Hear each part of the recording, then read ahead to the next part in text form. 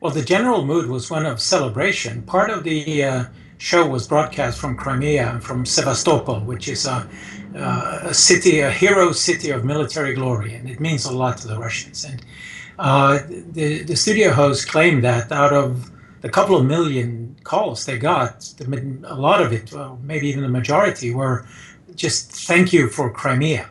So that was the general mood, and of course, Mr. Putin basked in the glow of having returned Crimea to Russia.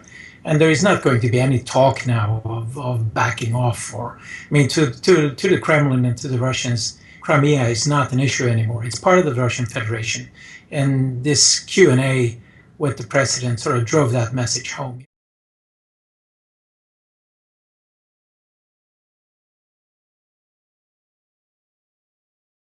Well, if you listen to the questions a bit further into the program, there were two messages that were not very happy. One was, which Foreign Minister Lavrov expanded on this morning, that the West, the EU and the United States are responsible for having orchestrated a coup d'etat in Kiev.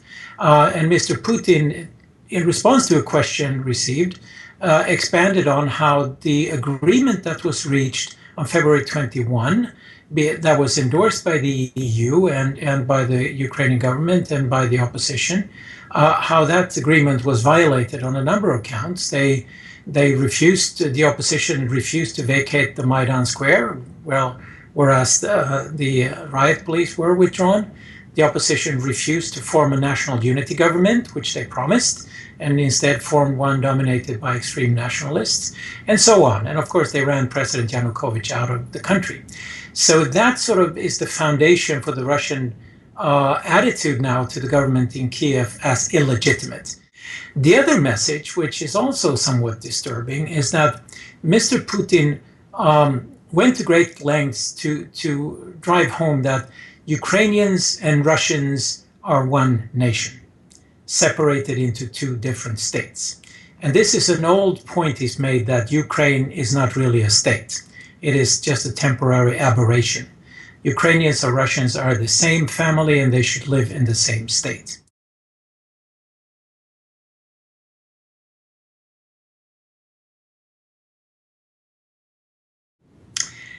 Well, there is one disturbing conclusion in the sense that many media in the West have accused Mr. Putin of wanting to resurrect the Soviet Union. And I think it goes further than that, or deeper than that, in the sense that Mr. Putin now gives the impression of being a man on a mission.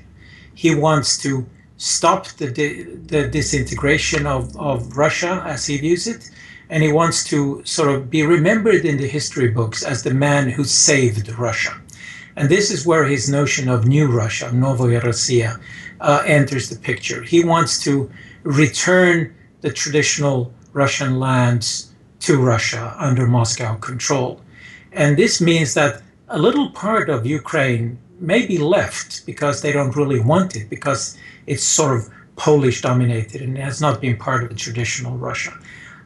Whereas the Black Sea coast and those parts of Ukraine will probably now be integrated, maybe not by law, but by facts on the ground, integrated with the Russian Federation via a new constitution that will have to be written in Kiev for Ukraine, that grants wide latitude for areas populated by Russians to have their own relations with Russia. What may be a slightly optimistic note in this is that if Mr. Putin's program is driven by an ambition to return the traditional Russian lands to Moscow control, then the Baltic republics may not be included, because they are not part of the Holy Rus of the traditional Russian lands. So maybe we can see a glimmer of hope here that the ambitions for expansion of the Russian Federation will stop at the borders of NATO, i.e. will not include the Baltic republics and definitely not parts of Poland.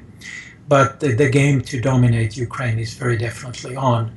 And further to that, also the heavily Russian populated eastern part of Moldova, known as the breakaway Republic of Transnistria, is probably also on the agenda for the Russians now, because that lies at the end of the corridor that Putin outlined from Kharkiv Luhansk, Donetsk, Kherson, Odessa, and onwards. And that corridor ends in Transnistria, where there is already a big Russian army presence. So that doesn't look good for Moldova.